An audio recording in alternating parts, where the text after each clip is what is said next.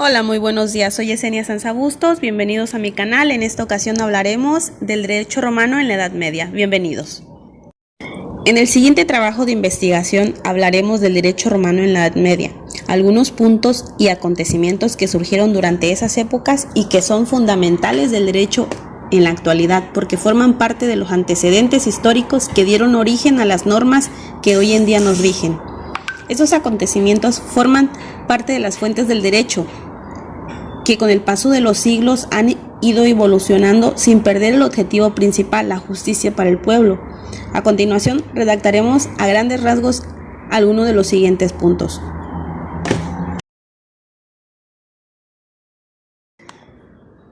Número 1. Aportaciones de Justiniano al derecho romano. Justiniano, nacido en la aldea iliria de Teucerum el 11 de mayo del año de 483, conocida como el Grande o el último emperador romano, fue quien luchó por reformar el imperio romano, arrebatado a los bárbaros los territorios de su gobierno que habían ocupado en Occidente. Es uno de los dirigentes más importantes de la antigüedad tardía. Es sobre todo conocido por haber estado en el origen de un grupo de leyes muy importantes en el Código Justiniano. Justiniano también aumentó los territorios de su imperio durante su reinado, mientras trataba de reconstruir el imperio romano como lo fue en el siglo II. En pleno religioso, tuvo un papel importante al intentar unificar las creencias cristianas, pero también imponer sus puntos de vista al Papa.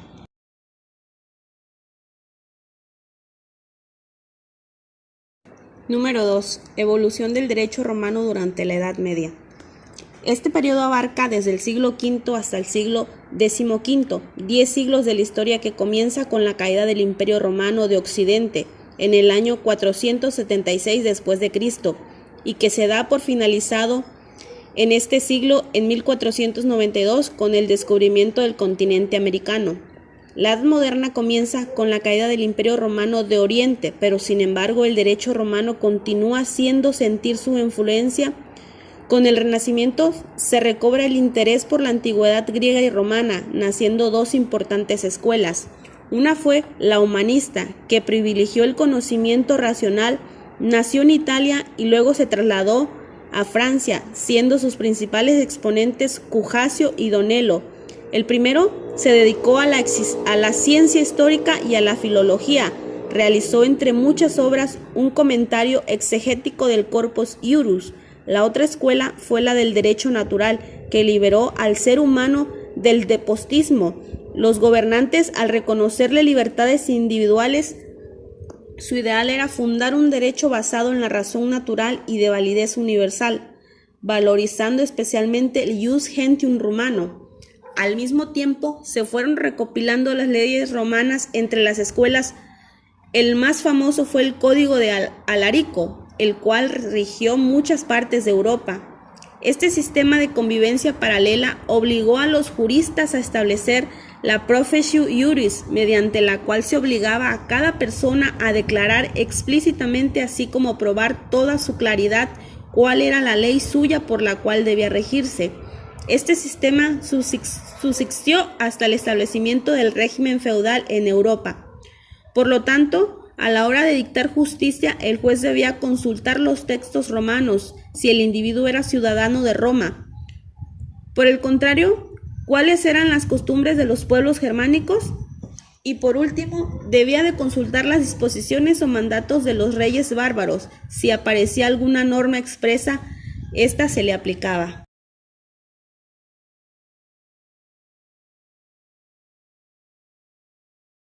Punto número 3. El derecho romano en Oriente y Occidente. Imperio Romano de Oriente y Occidente es el nombre con el que se le conoce a la división que sufrió el Imperio Romano tras la muerte del emperador Teodosio I en el año 395. El Imperio de Occidente, con la capital en Roma, lo integraban las regiones de Magreb, la isla de Gran Bretaña, Hispania, las costas de Libia, Italia y Galia. El Imperio Romano de Occidente, el emperador se encargaba solo del tema político y militar, quedando el poder religioso en manos del Papa. El problema por mantener este imperio fue la situación política. era muy inestable, ya que fueron varios los conflictos internos que se dieron provocando guerras civiles en las que los militares combatían entre ellos por el poder. De este modo y de manera paulatina, en cortos periodos de tiempo fueron muchos los militares que se autocoronaron. A diferencia del Imperio Oriente, cuya capital fue Constantinopla, estaba integrado por Anatolia, Egipto, Oriente Próximo y la península de los Balcanes. El Imperio Bizantino fue un estado teocrático, es decir, el emperador o Basileus como jefe político gobernaba y dirigía la administración y el ejército, pero también era considerado el representante de Dios en la tierra, por lo que podía intervenir en los asuntos de la iglesia.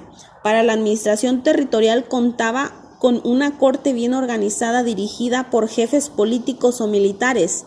El ejército, que tenía una gran caballería, estaba formado por 150,000 mercenarios profesionales, con una organización militar compleja y sofisticada, con fuertes capacidades de defensa frente a los intentos de invasión, muy importante para la supervivencia del imperio.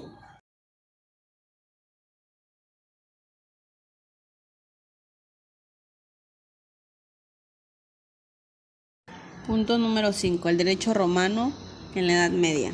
El occidente cayó en el año 476 en poder de los bárbaros, dando inicio a la Edad Media. Los germanos invasores siguieron aplicando el derecho por el principio del ius sanguinis, que significaba cada uno tiene sus propias leyes y lo cual siguen a donde vaya. Este principio se contrapone al ius soli, que significa que todos quienes están en un mismo territorio se rigen por este derecho, sin importar su nacionalidad. El derecho romano en la Edad Media de Occidente sobrevivió a la conquista del Imperio de Occidente por los bárbaros, gracias al sistema de personalidad de las leyes, y como las colecciones de leyes romanas fueron publicadas por los conquistadores, en el año 568 llegaron los lombardos y fundaron un nuevo imperio, pero esta legislación quedó en vigor sobre todo en las ciudades donde guardaban cierta independencia, tales como Roma, Rávena. En Galicia no fue reconocido el derecho de Justiniano hasta el siglo XI, siendo hasta entonces el breviario de Alarico el que conservó su autoridad, y cuando la extendió la dominación de los francos en las provincias donde se aplicaba el derecho romano, no se abandonó su uso.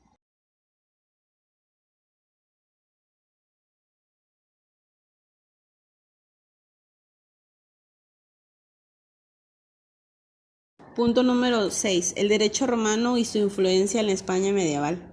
La aplicación del derecho entre los siglos VI al XI, determinando el grado de la aplicación del derecho romano entre los godos y a qué medida previvió el derecho consuetudinario tradicional.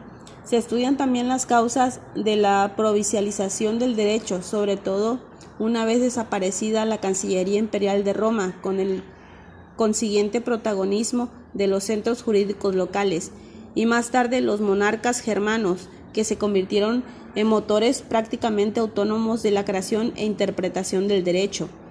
En el caso del Liber Lidicorium, desaparecida la monarquía visigoda y perdida la capacidad de actualización del texto, no obstante continuó siendo un texto de referencia.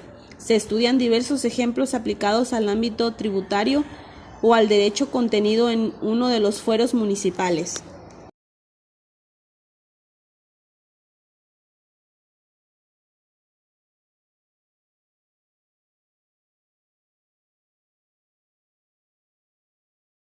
En conclusión, la compilación jurídica de Justiniano recogió de manera clara la herencia del Bajo Imperio Romano, que reforzaba la intención de centralización, separación de los poderes civil y militar, control general de las actividades y profesionalización de los funcionarios. Del mismo modo, también heredó las debilidades de esa época, especialmente dos de ellas: la obsesión enfermiza por recaudar fondos a través de los impuestos para mantener la política imperialista del monarca y el gigantismo administrativo. Posteriormente fueron apareciendo más, como la intención de apropiarse una sola persona de poderes civiles y militares, por lo que ponía en peligro el buen funcionamiento del Estado. La intención ideológica del programa de Justiniano tenía como principio fundamental la unidad intelectual de base cristiana, según decía la definición del concilio de Calcedonia del año 451. El emperador tomó dos decisiones importantes. Por un lado, tomó la determinación de cerrar el año 529 la escuela de Academia Atenas, el último centro de cultura clásica pagana en el imperio, y por otro, controló de manera firme a los monofisistas, judíos y maniqueos, hasta llegó a perseguirlos en algunas ocasiones con su idea de mediador entre Dios y los hombres y de vigilante activo de la salud espiritual de los súbditos.